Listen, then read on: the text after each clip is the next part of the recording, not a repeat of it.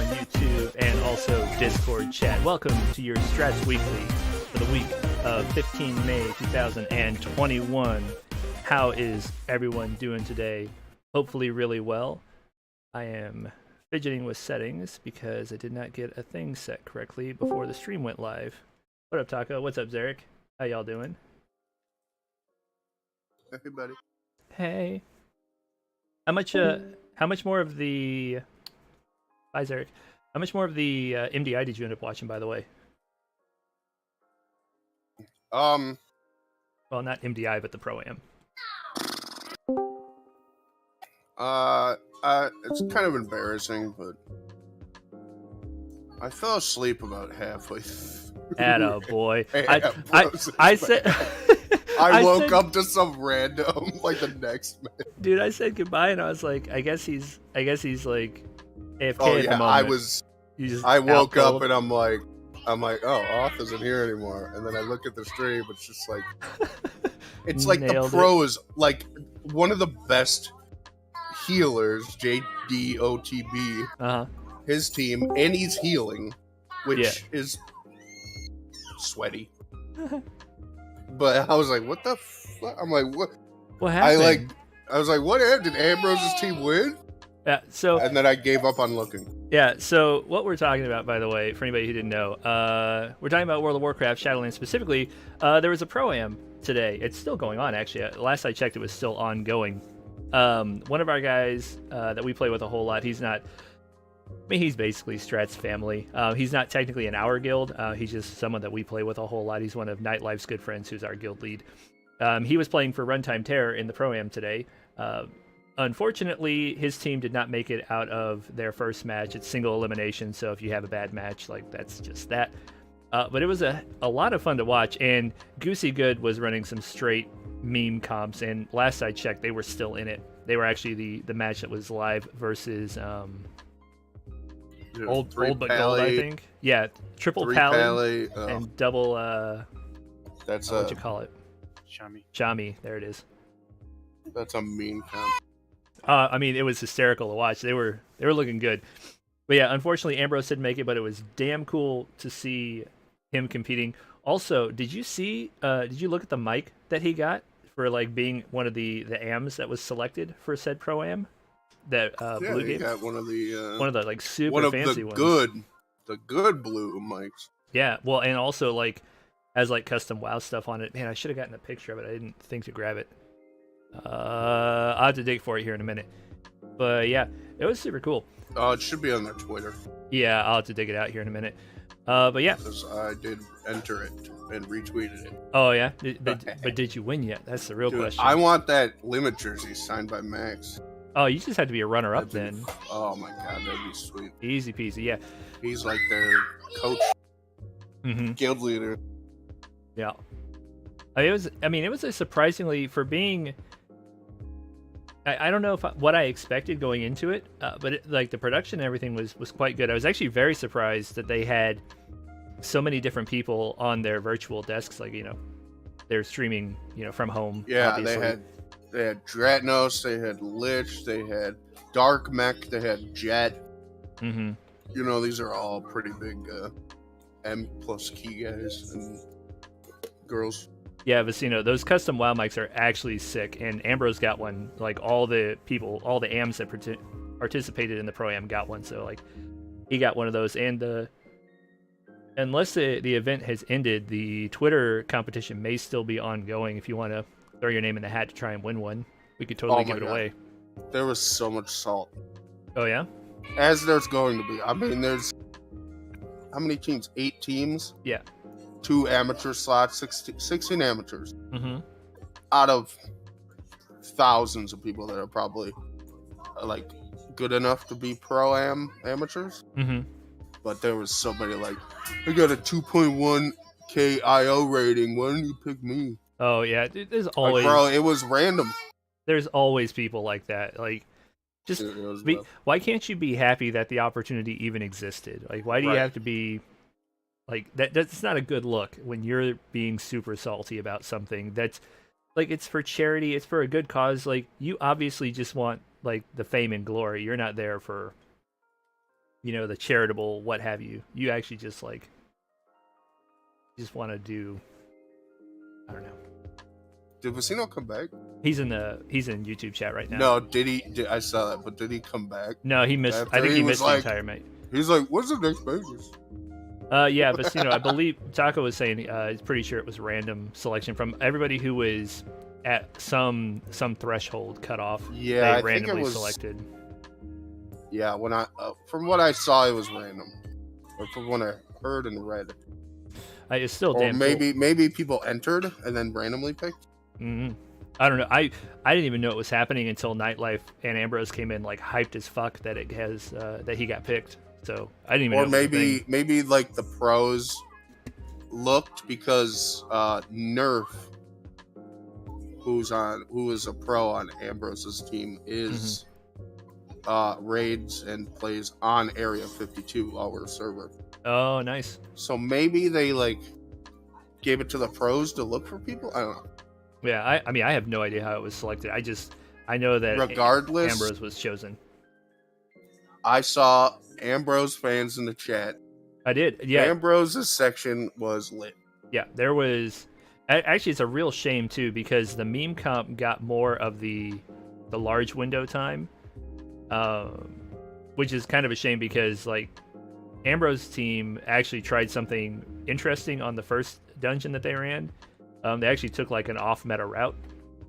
It didn't end up panning out for them, but they were doing some things that were not what you would expect to see in an MDI, which is kind of what the casters and the desk were talking about. They wanted to see some memes, they wanted to see some some for funs because you're playing for charity essentially. Everybody's there to just have a good time. Yeah, it would be cool if it were a bi-yearly or yearly thing. Mm-hmm. There were some hiccups. The third match of the first game, the wrong affixes were on. Everybody had the wrong affixes and they had to just straight restart. Yeah, I saw that. That was, but I mean, that's because it's they're on the tournament realm, but admins for the MDI, the admins will enable the keys, right, and take care. But of in this case, the players just do it. Yeah, it's there's no Blizzard interaction. I thought it was really interesting that they were initially it looked like I think it was actually Ambrose's team that realized they had a wrong key immediately and bailed out. So it looked like they were going to just be behind starting out, and then Goosey Good actually got, or was it? No, it wasn't Ambrose and Goosey's. It was whoever came after that. There was the first team looked like they were going to be losing time because they had put the wrong mods on. They had to run out, reset the dungeon, whereas the other team looked like they were going to be able to keep pushing forward. And then it turns out they did their entire first pull and then realized oh shit, our key is wrong. We have to leave too. And so everybody was okay, whoa, we'll just restart it. You both had the wrong key affixes. Let's reset this. Let's all calm down. We'll have another go at it. But, yeah. It's pretty funny. But yeah, speaking of WoW and Area 52, we have a WoW guild on Area 52, where that's what we do. We're on the Horde side. Nightlife heads that up if you want to rub elbows with the great Ambrose, who was selected to compete in the Pro-Am. Come on by, hang out. Feel free to ask for Nightlife down in the Blizznerds channel. Where's Blizznerds? Bam. We can get you set up with all the details. If you are looking for a guild, we take veteran players, we take new players. Doesn't matter to us. Nightlife and Ambrose both love pushing mythic keys a whole lot. That is a big thing that they're really into. But they also do progression rating. I believe Nightlife is streaming the rating stuff over on our Facebook page, facebook.com/stratsco. He usually bear tanks, but I know he's got several alts going at this point, so I'm not sure what he's rating with at the moment. Vecino, I don't know. I imagine probably not on the tournament realm. I think that's invite only. That's a special separate realm that Blizzard has that only certain entities are allowed to partake in. I don't think just anybody can hop in there, unfortunately. But yeah, that is what's going on with WoW. If you want to check us out, looking for a guild, hit us up. Hit up Nightlife. Yeah, it was really cool. Also, I really appreciated Runtime Error. That's a great name. That's a great team name. I love. I think we were talking about it a while back. Microsoft had a really good team name way back in the day when there used to be a bunch of tech companies that had, like, for fun esports type stuff. It was their slogan was Microsoft Macro Hard, which I thought was just it's just chef's kiss. So good. Oh man. But yeah, that's what's going on there. Ooh, I just realized I don't have something. I'll get it later. EVE Online. We play EVE Online. We play a lot of EVE Online at Strats. They're still down there. I actually had a big throwdown. Has that settled down yet? There was a huge throwdown in Home Hole. Had multiple insurgent groups decide they wanted to scrap. Yeah. Apparently it was good fun. Yeah, from what I've gathered, they wanted to keep fighting the other team. The invaders, the infidels said GG, or G, a good fight. We said good fight. They're satisfied. Our SRP is ripped. Yeah, I mean, it looked like we got raided pretty hard. I mean, I know they caught a bunch of people with their pants down, so to speak. We had some people out there just like casually wandering around when all of a sudden, the fleet warped. But the response time was good, and it looked like it was at least a decent fight once it threw down. But yeah, there was a lot of gank. Yeah. Oh, and Vecino says in EVE News, we also just welcomed a new large wormhole core named Helix into the Pretenders. We are the leaders of our own alliance. We do a lot of wormholing, and we have yet another crew joining us. I wondered why I saw some Helix names earlier today. They must be the new guys. That's super hype. We play a lot of EVE Online over here. There is always something going on. Just to give you an idea, I'm going to poke the fleet ops. I see 1, 2, 3. We've got four additional fleet ops besides what's going on right now currently in our fleet ops. There is always something going on. If you are a member of New Eden, if you're looking for a new home, you're just not happy with how your corp's going, or if you are a core who is looking for an alliance that kind of lets you do your own thing but looks out for one another, we are in Wormhole Space. That's where we like to operate. Feel free to come check us out. Head down to the Internet Spaceships channel. Feel free to ask for Sinish, ask for Vecino. You can ask for... Who else? Who are the other lists? Vorthos. Who's the other? Who's our other? Bane. Bane would also love to talk to you, especially if you're EU. Bane loves picking up more EU pilots.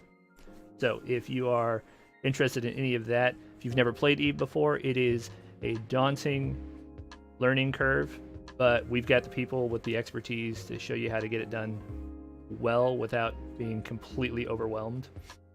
Feel free to swing on by, see if we're a good fit or not. We have a whole lot of bots, a whole website set up, a lot of tech to keep things running smoothly and efficiently. I think that's actually been a big pull with some of the sister corps that have joined into the Alliance. Just the amount of administrative infrastructure we have in place. I know, Vecino, and I don't have a picture. I'm gonna have to scramble find a picture real fast here in a minute when we get to it. So yeah, EVE Online. Feel free to hit us up. Boo-doo-boo. Path of Exile. Oh God. Not a whole time. That's what you mean by the pick. Yeah, I don't have the ESO pick ready to go. Path of Exile. We're playing Path of Exile. We play it pretty much every league. Alundril does for sure. Catpoop plays most leagues. I play some leagues. I'm playing this league. A lot of fun. Bit of a rough start, but going well. Everybody's got at least a 90 plus going at the moment, and I know Catpoop is finishing his min-maxing. Alundril is already on at least his first alt, maybe his second alt. I'm not positive. It's his main game. He plays it a lot. I am still on my first character, unfortunately. I don't have quite as much time to dedicate to just pounding through everything. Hey, welcome, Dr. Acula. Yeah, I dig it. I understand completely. But yeah, so Path of Exile, if you are looking for people to play with, if you are a support looking for deeps, a deeps looking for a support, or you just want to come talk shop, bounce theory crafting off one another, do meme things, feel free to head down to the Path of Exile channel, Senior Cat Poop loves to talk theory crafting about Path of Exile. He is incredibly capable. Yeah, incredibly capable at putting together builds. If you want another set of eyes and you want to drop him the Path of Building, he would absolutely. You can literally ask him. I remember when I was first really getting into the game, Betrayal League. Mm-hmm. I was asking him about crafting, and like 2 hours later, oh yeah, like a 1,000,000% more knowledgeable. He was like showing me PoE.db.tw, how to do all the different options. I'm like, what the hell? Man, actually, also Craft of Exile new website for Path of Exile is it's so good. It's like the new standard for crafting. All right. It's super super helpful. Even my idiot ass could figure it out, and I haven't played for like. I took like 5 leagues off, I think. I used to play like every other. Dr. Aki, thinking about going Elementalist. I mean, I assume Elementalist would just smash anything that does. Witches. Yeah, anything that does AOE will just smash in the current thing. Vecino, if you can get yourself to mapping, which means you have to beat the entire campaign, which we can expedite that for you a little bit by helping you get the different waypoints as you're going through, but you have to. Waypoints is really the only way to. Yeah. You can't power level really.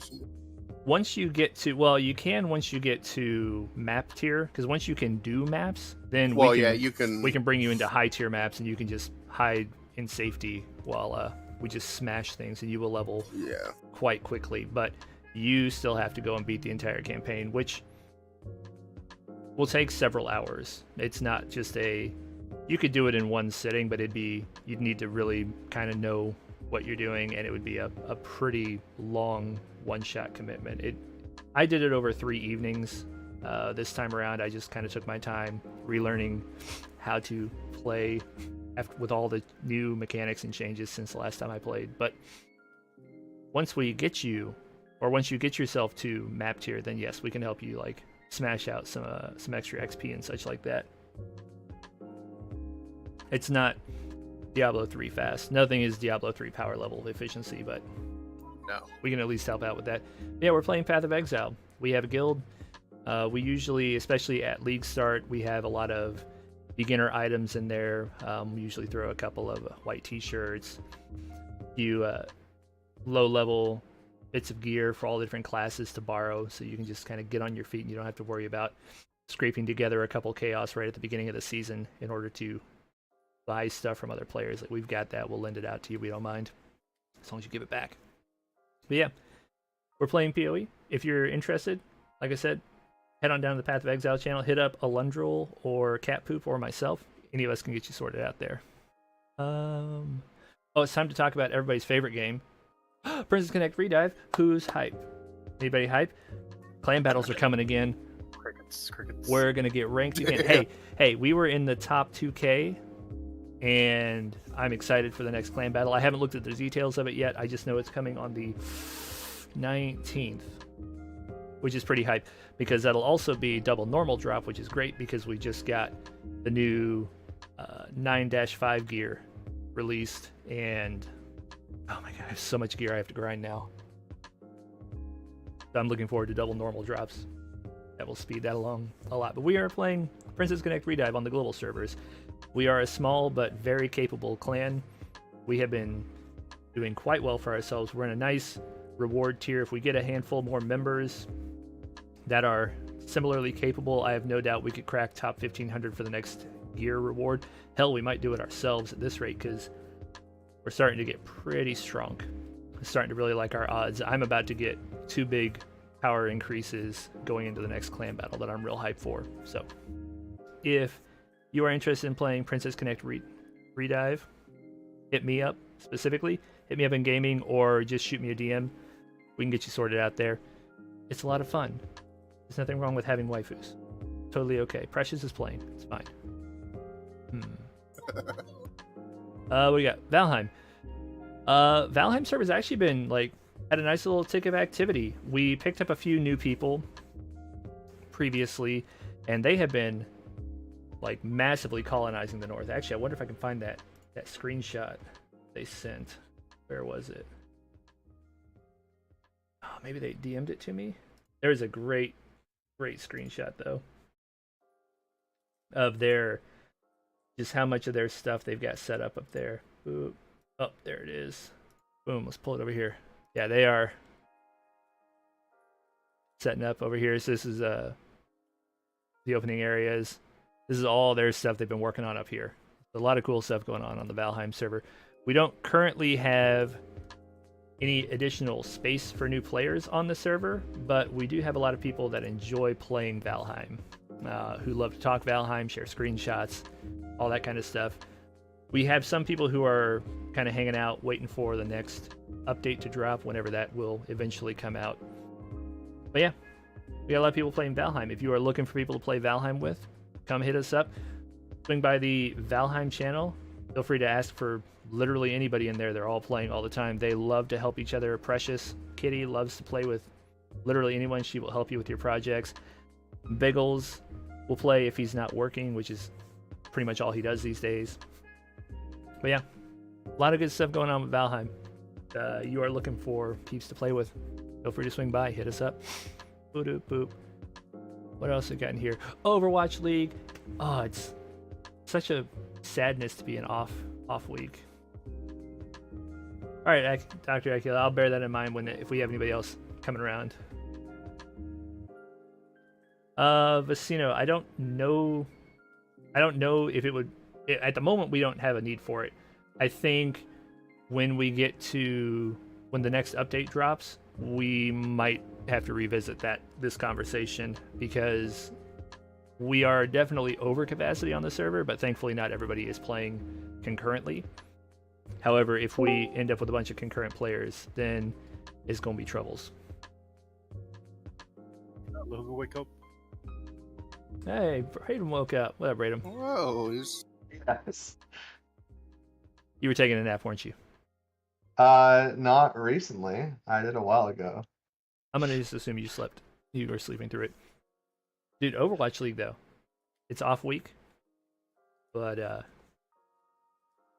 so much hype. Does anybody want to talk Overwatch League? Who is excited? Because I'm excited. Oh, for June man. Joust. I'm excited. I'm excited for the hero pool.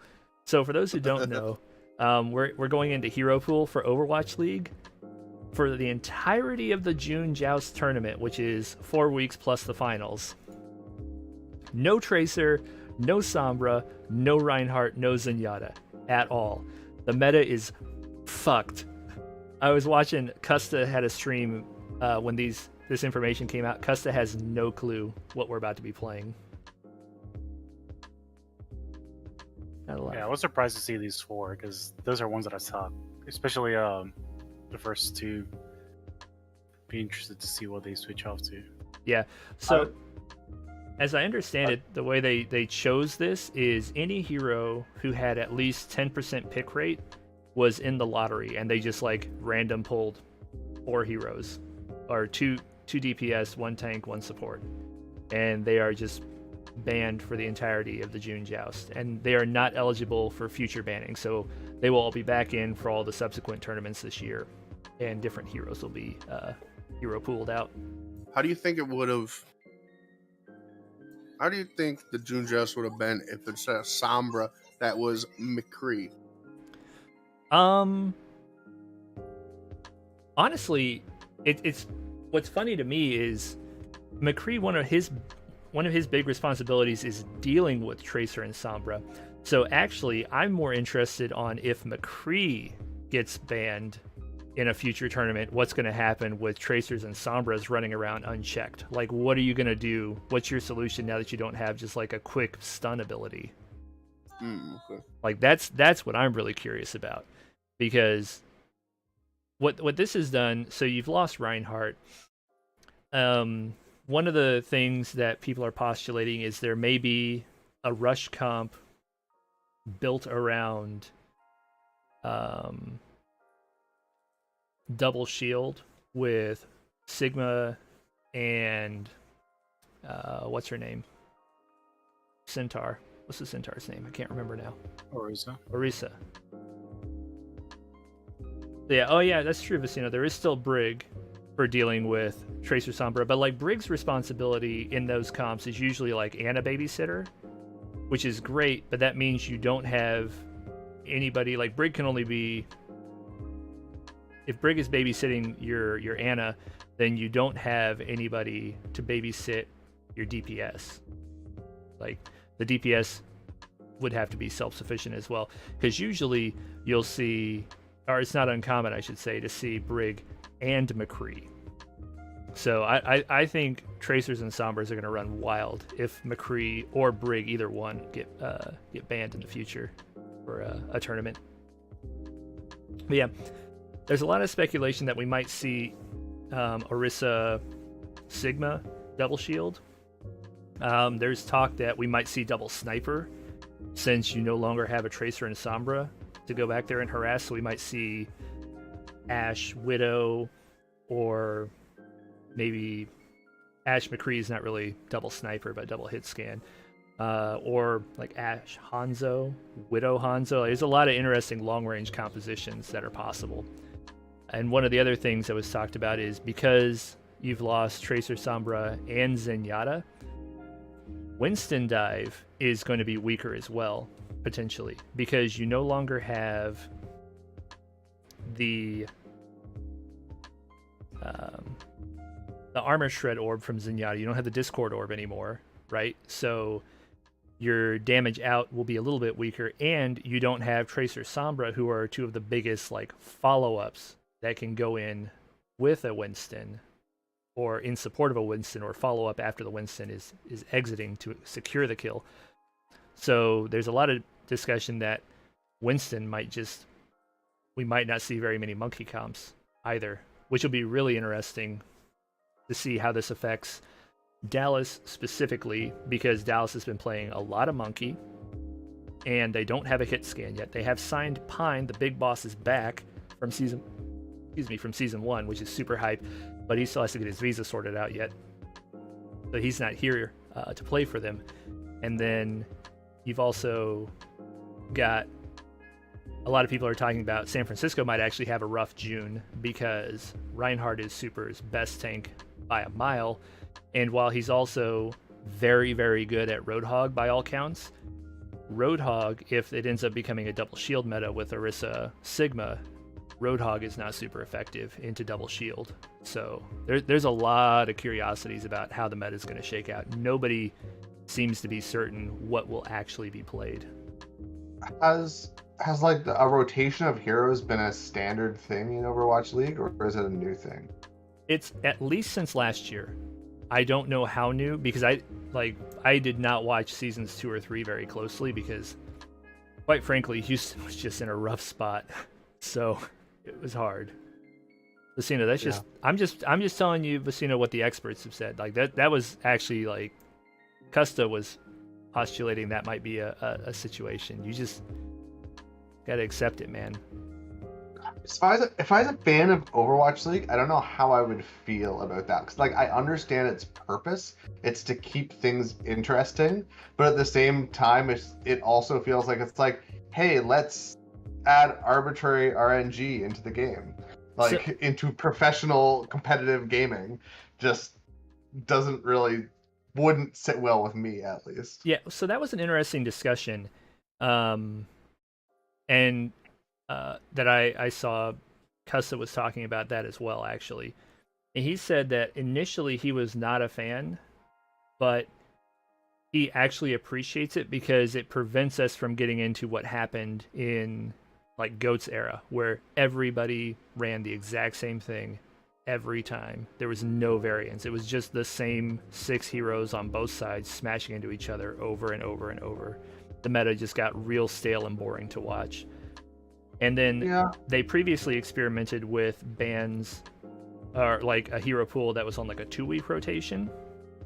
And what they felt like is just the overall quality of play went down too much, because you were constantly having to shift the meta, so there wasn't enough time to really build congruency within the team and within the comp to make some of the big showy plays that you would expect from, professional esports players. So this is kind of the middle ground that they've settled on, where they know about the hero pool far enough out in advance that they can begin preparing, and they know they're going to play it for several weeks plus the tournament. They have a lot of time to work within that pool of heroes, and it happens to feel really significant because they took some big heroes out of the pool for this specific this RNG. This lottery was really rough. Like, Reinhardt's been huge all May, and Tracer and Sombra are both mainstays, as is Zenyatta, just in professional Overwatch League. So, yeah, I don't know. I think it's going to be fine. I do prefer something like this over, or I agree with Custa that I prefer something like this over an incredibly stale meta like GOATS, where you just have to watch the exact same thing over and over again. But, yeah, I feel like if the meta gets really bad, it just means that it's not a very interesting game, in my opinion. Well, because you look at every other sport, right? And it's like the meta evolves over time. Like real sports, esports, like the meta evolves over time. You get players with different skill sets. Everyone starts doing one thing, so then other teams try, and it's like, okay, well, this became the meta because everyone was doing this, but now everyone's changed to this to counter that. So it's changed what these people are doing. So then how do we counter that? And yeah, I mean, I feel like there probably should be some kind of natural progression of meta. Whereas if the meta just gets stuck in one very specific thing, like there's got to be a reason behind that. Yeah, well, the original, like the GOATS era of Stick was Brigida's fault. Like, Brigida was fucking busted and just broke everything about Overwatch. Like, once GOATS became like a solved thing, it was just brutal. And they have been doing, I mean, the meta does shift as patches roll through, you know, things get buffed, things get nerfed. And actually Moira in particular is real juicy right now. Moira got buffed big time, so I think we're going to see a lot of Moira. And Vecino says that basically like new heroes change the meta, and the same as hero lockouts. Yeah, responding to you, Breda. But yeah, like I said, I think I'm all right with it. I prefer it over GOATS. Like, just as long as we don't go back to GOATS. That's all I care about, really. As a viewer, I would be totally okay with it, but as a competitor, I feel like that's where I'd start to be like, Yeah. Oh, I mean, the other thing though is like in a hero-focused game like this, I mean, it's the same as League of Legends. Like, everybody has in League of Legends, for example, they have characters that they are better at, but because League of Legends has a pick ban system, and you see what the other team is picking, and you can't pick what they picked, there's a whole meta game around designing a team that counters what your opponent's doing, and also banning away heroes that you don't want your opponents to play, that you're not planning to play, stuff like that. So other esports have handled it differently, and Overwatch League apparently at one point was at least considering some sort of ban system. And I'm glad they didn't, because otherwise it would just be like, you would see Tracer getting banned all the time. You'd see, if somebody, like, for example, San Francisco Shock, they were playing against San Francisco, they just say, okay, well, no Reinhardt. Or if they were playing Dallas, you might just say, like, no Winston. Current Dallas, really, Fury's just a beast on a lot of things, but he's especially good on Winston. And if you were to take Winston away, like, that would be just devastating to them. Maybe not completely devastating, but it'd be a big impact given how impactful he is on that specific hero. So no, I find it pretty interesting. They also released, though, in addition to the heroes, we have the new maps as well that are going to be played. All the controls are in there, obviously. Junkertown and Rialto, though, for the escort maps, along with Dorado Stade. I'm not looking forward to... Both Junkertown and Rialto are not my favorite maps, especially Junkertown. I think Custa said something to the effect of Junkertown is almost an entirely different game because of the map design and because of how much or how little elevation there is, coupled with how long the entire map is. So there's going to be some weird stuff happening there, and then we're going to see Eichenwald stayed, which I'm happy that Eichenwald stayed, because that was one of the best maps in my opinion during May. Like so much good stuff happened on Eichenwald, and the assault maps all stayed the same. I don't even, what other assault maps even are there? Oh, well, I mean, there's Paris, and nobody's going to play Paris because Paris is awful. But or 2CP. They call it assault, but it's 2CP. But yeah, overall, pretty excited to see what June's going to bring.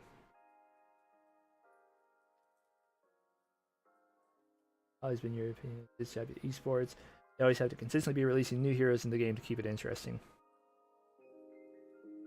Yeah, I think it's one of those things where there's this conflict where it's like, okay, we want to make the game like fair, but at the same time, we need to keep sales up, right? Because like their priority is not necessarily the fairness and the competitive of the game, like the competitiveness of the game. It's like we need to be selling copies of this game and selling new heroes and things like that. That's their primary goal. I don't know if I 100% agree with that. Just because this is a hero shooter, a hero focused game, like there's an expectation that you bring in new heroes, because new heroes will impact how the game plays. Yeah, whereas I personally never liked that mechanic. Yeah, I'm okay with it. I mean, like even the most recent, StarCraft 2 was constantly releasing new things for better or for worse. Never forget the Heart of the Swarm era disaster that like just crushed that esport. Actually, it's kind of funny. Blizzard really shot themselves in the foot in StarCraft 2 with the Heart of the Swarm as far as their esports goes. A lot of people actually went back to regular StarCraft, a lot of the pros. It just like that's around when I stopped watching. Yeah, well, the Swarm host meta was just dumb. And like with the third expansion and even more stuff added, the meta is actually because I watch replays periodically of StarCraft 2. I'm terrible at StarCraft 2, but I enjoy watching it. I can appreciate people that are good at it. The current situation actually feels pretty good, other than like Protoss feel just buffed through the roof. Like so strong. Yeah, I've thought about getting back into watching it. Not playing it, I'm fucking terrible at it. And it, like, just my anxiety goes through the roof when I play that game because there's so much shit going on at once. Yeah, my problem has always been I have in StarCraft especially, I noticed I will have a plan, and as long as I'm allowed to stick to my plan, I'm going to be fine for the most part. Against somebody of my comparable level, I'm not going to go take a pro by any stretch. But as soon as somebody does something that throws me off my plan, I am not the best at adapting in StarCraft specifically. I just if I lose too much economy, or if an expansion gets blocked, then I'm just like, wait, what do? How do I get out of this mess that I've found myself in? Yup. Yeah, it's definitely a thing. I gotta find an image real quick. There. Oh yeah, there's new ones. Is there a new? But how new? I gotta find a good one though. Well, I mean, there's a new chapter. So. What's the newest chapter? Blackwood. Blackwood. I'll look for Blackwood. Let's see if I can find a Blackwood one. You saw Blackwood. Ooh, that might be good. Ooh, that's big enough. Let's see. Why are you so small, picture? You said you were way bigger than that. Picture, you lied to me. Wrecked, dude.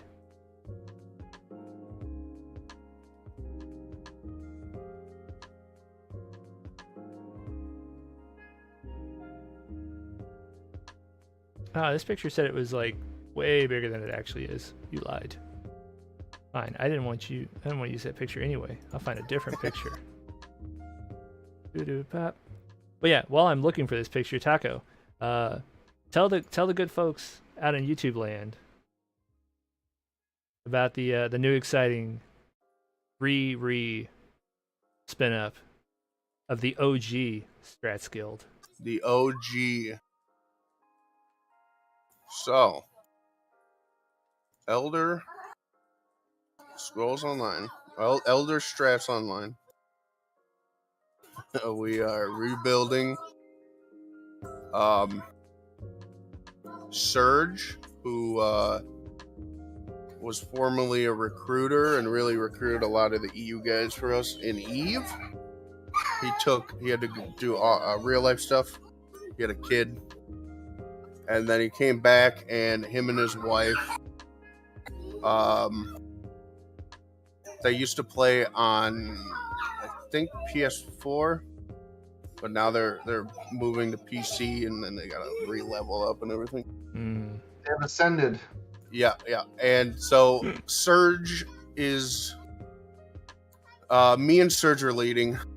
Surge asked about yesterday or the day before if I would co-lead with him. So me and him are rebuilding it. They're doing him and his wife are doing recruiting.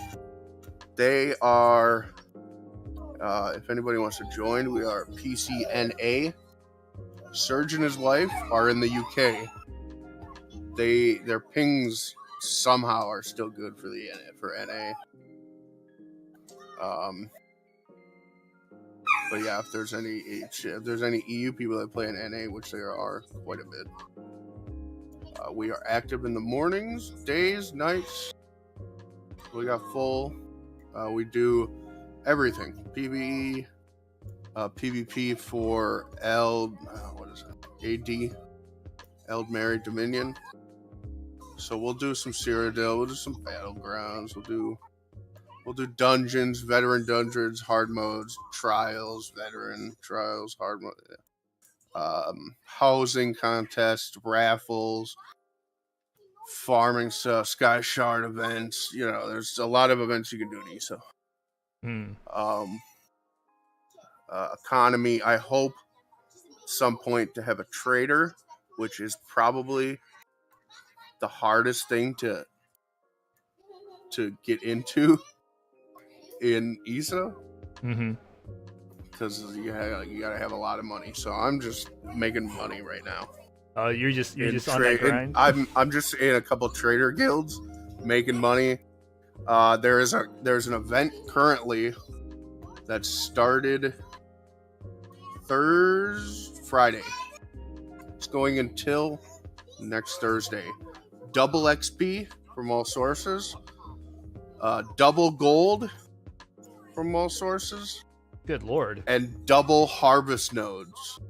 Dude, that's double stuff from harvest nodes, except fishing. What? Okay, so, other than fishing, double everything, basically. Double everything, basically. Ridiculous. Dude, it's ridiculous. The leveling is so stupid right now.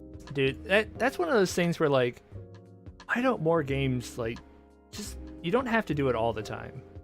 It's not appropriate all the time. ESO usually does it around, like, events that they've already doing, like the Jubilee and the anniversary events and stuff like that. It's the farming, the harvest nodes. Oh, super million % chef's kiss. Oh yeah, you can make so much money with that. So yeah, we're just, anybody can come. If you got real life commitments, that's fine. Yeah, I think it's ongoing right now, but we can throw an event notification up about it.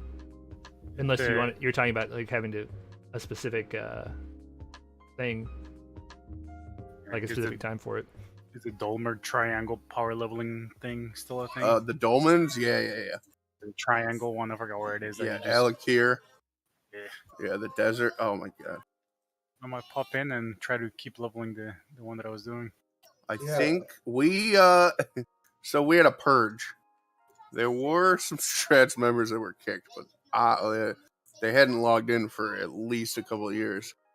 I think, Zarek, you are still in. Yeah, and if you got purged, if you're a former Strats member, like, oh yeah, we know those. Yeah, just hit somebody up in the ESO channel, and then get you sorted out, or just DM talk and be like, "Bruh, why'd you kick me?" Rude. Yeah. We'll get it sorted. Yeah. So we're doing ESO. And Blackwood, it's a prequel. It's a DLC chapter coming out on June 1st for PC, Mac, and Stadia, which somehow still exists. Mobile. And then a week later on June 8th for consoles, and the first time ESO is on the next generation Xbox Series X and XS and PS5. Oh, nice. So Blackwood, prequel to Oblivion. It's got a companion system in it, which is kind of cool. It's got, all the new stuff that comes with a new zone, a new trial based on Argonians that follow the Daedric princes. It's very interesting. So that's coming out soon, and I want to complain that I'm not sure that I can. Because I made the stupidest security question ever. It is, what is your favorite band? And now I have to figure out when the fuck I made this account. Nickelback, baby. Ooh, man. Nickelback. Oh, man. I mean, well, when it came out, the game launched in 2014. He's Canadian. It's Robin Sparkles. Yeah, for sure. I'm like looking through. I'm like, Rush? I put in like my current favorite band, and I was like, what? I don't know. That's a bold security question. It's such a. I'm looking at. I'm like, what in the world was I thinking? Yeah, literally dumbest thing ever. I have a security question which I won't share, but I have a security question that I use on a lot of things, and the answer is incredibly complex, but I know it by heart. I always know, like, it's practically a second password for me at this point because I've used it on a number of websites. And it's... Favorite bandana? Favorite bandana? Oh, I mean, obviously my favorite bandana would be my Deadpool one, which is in the laundry, I think. So yeah, we're now you got the security. Now you got his security answers. Boom, go hack him. Yeah, go try Deadpool on all of my accounts. See if that works out for you. It's not gonna work out for you. No, this is one I created. Oh god, I've been using this since early 2000s. Can't remember exactly when I started using it, but it would have been after high school before I got married. So like a 5-year span in there, it could have been. I have a security question that I've been trying to get that I made in like 2005. I told you this, guys. And the security question is, how many licks does it take? And I have no idea what the hell I answered back in 05. Amazing. It always makes so much sense to you in the moment. It's like, oh man, if I say like, what is my favorite band? I'll know it changes. So I'll put my first favorite band, which was this, and then it's like, a year later, you're like, what the fuck was I thinking when I made this? There are 2 accounts that I am currently locked out of. One of them is an email account. The other is another website's account, which is like the only account I have tied to this email account, and I can't get into either of them. I have tried periodically for years to recover those 2 accounts, and I just can't. They're dead to me now at this point. I gave up, but I understand. I know that feel. I mean, Braden, the other thing is you can just start new. NBD. Roll up fresh. New email address. You can double everything. Double everything. Easy. Oh, they won't let you even like put. Oh, I guess that's true. They wouldn't let you use it. They probably wouldn't let you do a second. But just do it on Steam. Isn't ESO on Steam? Maybe. Yeah, it is. I think so. Yeah, you can use it in Steam. Yeah, you just tie it to your Steam. Buy ESO again? It's free to play. You don't have to buy anything. It's free to play. And there's also a monthly, you can buy the individual expansions, or you can just do like a monthly subscription fee, and it gives you access to all of the expansions that are out there while you're paying. And they give you like extra big material bags and a bunch of other stuff. Yeah, I currently do not have ESO Plus, and gathering is rough, but yeah, it is very rough. Sure, when I go on Steam, my only option is buy the Elder Scrolls Online Standard Edition, $25. Oh, weird. I thought it was was it still buy to play? Yeah. I mean, can you try using the alias trick with Gmail, where you just do your email plus something random at gmail.com? A lot of sites come I think I have to rebuy it anyways. Oh, true. You're gonna making a whole nother account. You might have to. I didn't think you had to even buy the base game, but I could be wrong. I think you're wrong. I mean, maybe I am wrong, but I mean Yeah, that'd be buy the to easy play, solution. free to play. Yeah. Yeah, buy to play, and then you can either pay the ESO Plus subscription fee, which is, WoW-ish. And since there's a new chapter coming out, what they do with ESO Plus is they add so like every new chapter they add a previous chapter to ESO Plus. This time I think it's gonna be Greymore or Elsewhere. Well, so ESO Plus doesn't have quite everything, because I was under the impression that ESO Plus was ESO like Plus doesn't the whole have kit and like caboodle. it doesn't have the newest chapter that has come out. So it pretty doesn't much everything have, but the latest. Yeah, it doesn't have Elsewhere? Greymore? I can't remember which one. I thought Greymore was the later one. Yeah, I think Greymore was Yeah. most recent, just based on trying to find an image that was appropriately sized for the format of the stream. When I So couldn't find one then, offhand, I'll have to dig more later. so then they'll probably add Greymore to ESO Plus once Blackwood comes out. It's fun, it's the combat system's off-putting for some, but I really like that every class can play every role, do 99% of content. I mean, yeah, the amount only- of diversity available, like customization in your build, is overwhelming. It's not maybe Eve levels, but it's pretty intense. There's It's overwhelming literally for off. That's a lot. Do not let this facade trick you. I get overwhelmed. It happens on a Power overwhelming. on a more regular basis than you might know. I'll be looking at a build and I'll be like, what the fuck am I doing here? Like, what is all this?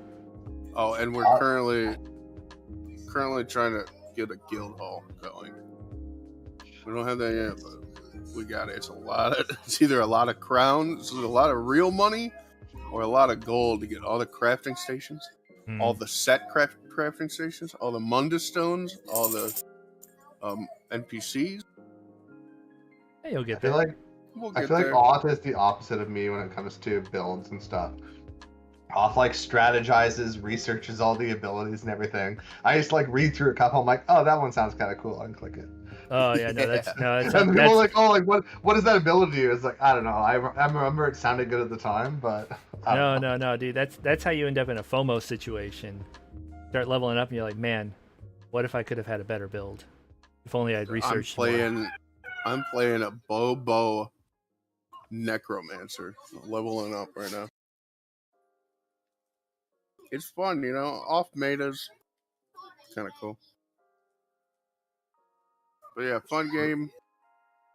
Join us today. Vicino, is the orc god coming back? He should. I really like DSO. In particular, the 3v3 or whatever PvPvP. Yeah, the Alliance system. War and Cyrodiil. Yeah, that area. I don't know. Spending a lot of time in there. That's basically all I did towards the end, and it was a lot of fun. Just like taking over castles and all that stuff. Yeah, it's still pretty fun. Lucino, did you get Mass Effect Legendary Edition? No, why would I do that? Dude, why not? I have a I don't know, PC. You asked me if I did. Well, you're the only other like heavy Mass Effect person I know. Are you calling Braden Call me fat? heavy. Whoa! Man, His masses. Harsh. I'm You're like- already feeling a little self-conscious, but Wow. damn, man, call me out in Strats Massive effect. Weekly. Look, it's not his fault, all right? There has been a pandemic for the last year plus. An inevitability.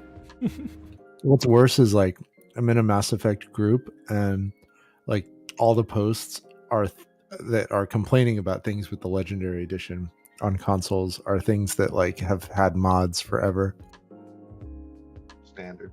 It's a Like, top seller. Super simple things like I wish it would quick save more often, It's like, you could just like press F9. It's so easy.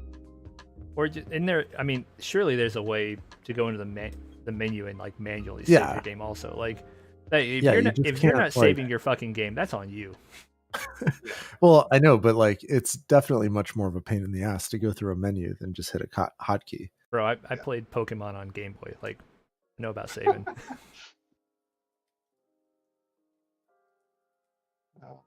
He's saying it's like it should not be that big a deal to like go into the menu and save. Hell, I forget the quick save button in most games half the time anyhow, and I go in and manually save.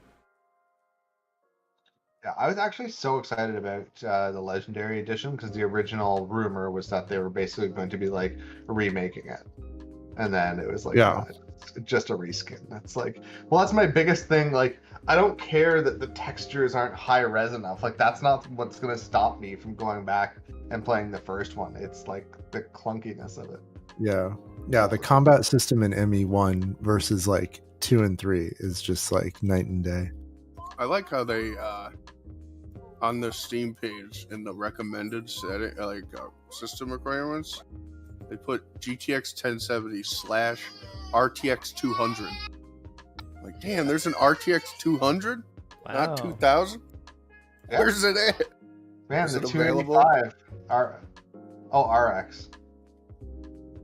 Oh, was that the RX 200? Was that an AMD card? No, it's RTX 200. Oh, so they just typoed. They typoed. It's a new mining card.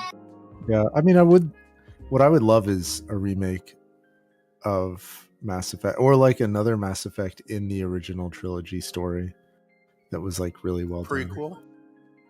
Prequel maybe, I don't know. Or something that's like, we should not have Andromeda'd you, and like private. We're here to make amends. Like Shepard when her was a private. Yeah, I didn't think Andromeda deserved quite the hate that it got, but like at the same time, it definitely not the best game in the series. That's for sure. Yeah, like maybe as a standalone outside of the expectations that come along with the franchise name, it would have been okay or more acceptable. But when you've got a big and very passionate fandom and you take a poo-poo on your game and on their fandom, in their opinion, it makes for the angry. I mean, if BioWare's name is on anything, even still to this day, how long has it been? It's like, oh, the story's going to be amazing. It's going to be the best RPG in the world. It's going to have like movie-like gripping story and dialogue and romance and all this stuff. But like, honestly, latest releases, I don't know. No, when did they how many good games did they release after they got bought by EA? Yeah, I don't know. I mean, they did the Star Wars MMO. Was Force Unleashed after the EA acquisition? Because I heard good things about it. Maybe not the second one, but the first one at least. Yeah, Force Unleashed was dog shit. Was it? I was gonna say, are you joking? No, it was garbage. I mean, maybe the combat was okay, but it had like the most boring story. It was super monotonous. Yeah, it was super linear. It was just like a run forward hack and slash Jedi. Well, they bought them in 2007. I mean, it got decent reviews. I mean, that's what I'm basing it on. Like, it's a single player game, so I didn't play it, but like, it got decent reviews. Like, people were not terribly like grumpy about it. Got like 7 out of 10 across the board. Are you talking about the Force Unleashed or the new one, the Fallen Order? Like the Force Unleashed. Okay, yeah, that is dog shit. Well, I mean, according to Metacritic, it was about a 7 out of 10 across the board between both critical and user reviews. I didn't say it was like a god tier game. You just said like he put any. I'm probably good games being out. harsh on it, but like, it wasn't very good, I thought. So I mean, also it wasn't an RPG. Like, I think that's part of the thing is like people have been hungry for like an actual I'm gonna live in the Star Wars universe, and I'm going to like build out my character, and this is how I'm, gonna operate. And like that has been, it's basically Since been KOTOR 2. deprioritized like year over year for the last like 10 years. Yeah. Didn't they do Dragon Age? Yeah, Dragon Age is after EA. Which Dragon Age? sure. I guess the first Dragon Age Origins. was supposedly. Well, all So of them. it depends, right? It depends on what way you're looking at it. When it was released after they were purchased by EA, or what was in development already. Like, Well, because there's probably like a 5-year development window. So if they were bought in 2007, then Dragon really Age came out in anything. 2009. Yeah, Was it so a 5-year development window? I'd I say mean, I wouldn't. That's Oh pretty yeah, short. yeah. Wait. Yeah, the development of the game's first demo began in 2002. Yeah, I was gonna say it at took them least, 7 like, years Yeah, to oh, start yeah, system.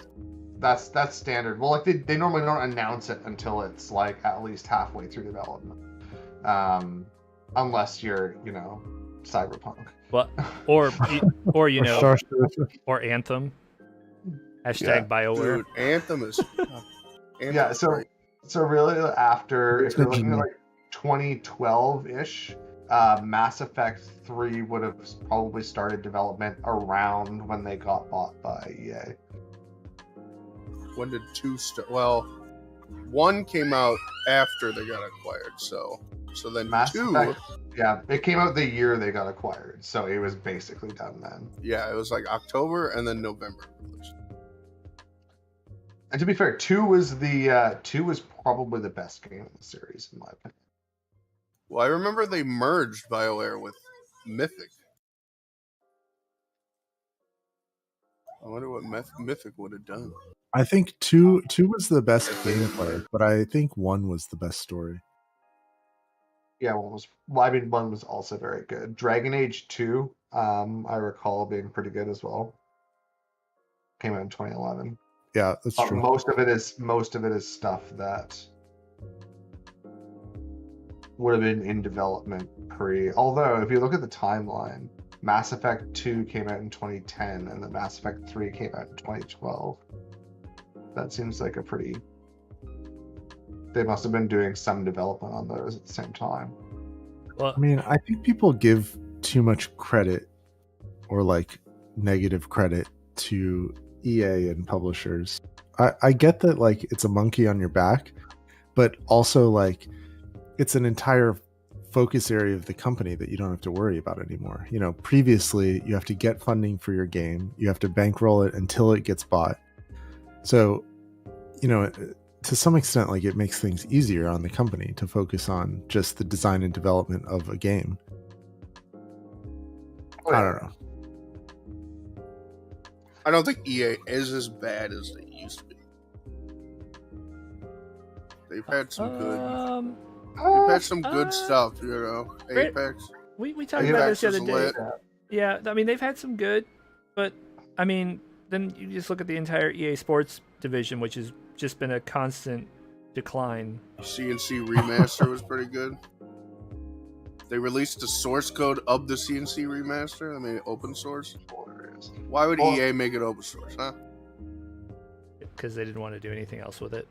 I also got the impression that Mass Effect Legendary Edition came about because they had canceled all their single-player games. Yeah. Because people didn't want single-player games. And Wasn't that Star Wars game pretty good? Shit.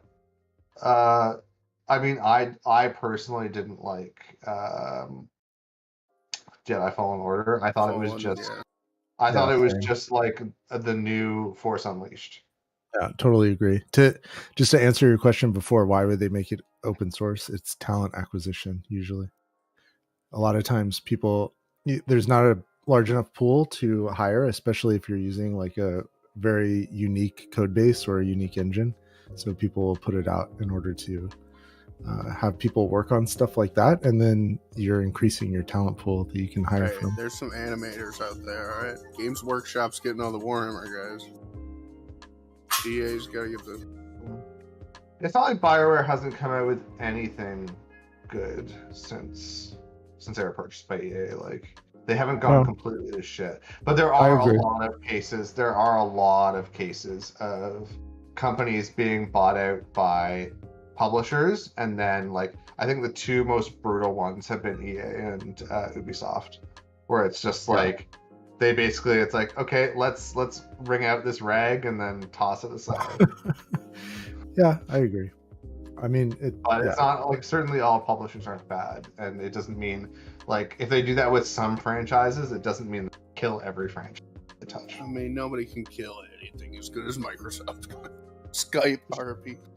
Everyone points to Skype, but like, what Skype was about shit. Skype was GitHub? always shit. Steve You Ballmer. know? Yeah, it was always shit. And like, there actually are like good Microsoft properties that they let be autonomous, like Yeah. GitHub and LinkedIn. LinkedIn, yep. Minecraft, it's only gone up. So basically, the stuff that succeeds after Microsoft purchases them is the stuff that Microsoft doesn't touch. Yeah, well, that might be true, and they might have learned that from Skype, right? Like they took Skype and they're like, this should be part of Windows, and this should be part of everything. Minecraft is doing pretty good too. Yeah. What if EA bought Discord? How about nobody buys Discord? It's gonna go open, man. They're gonna have to answer to shareholders. Yeah, I think if they Go public. we're gonna see We're gonna have ads. we're not gonna be I- super okay. happy with the end results.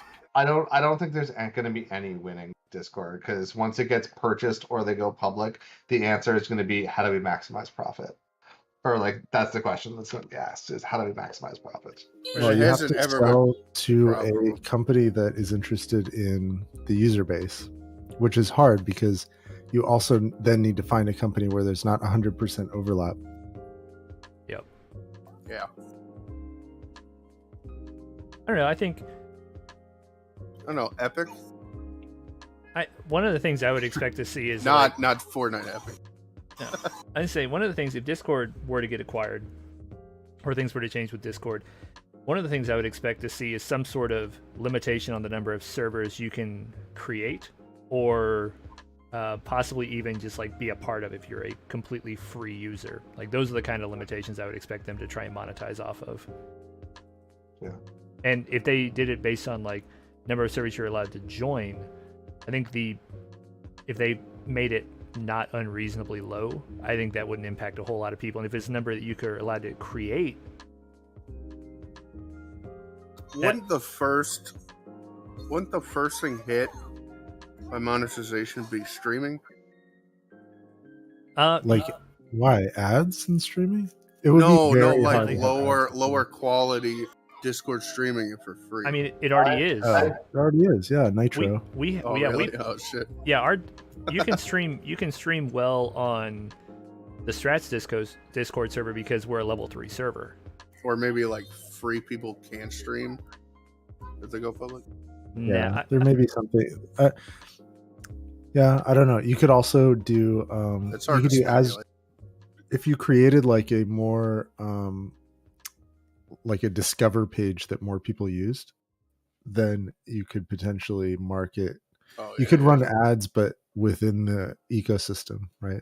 mhm. Or I guess outside it also. But like you could start with, so and so server, pay to be on this page. Right. Man. Well, with all that, we gotta get out of here. We're like we went way over. We just like kept talking. And I was just like Good just discussion. vibing with right? it. Yeah, I was just No, vibing it's with good it, and it's like, oh discussion. crap, we're a quarter till. We gotta get out of here.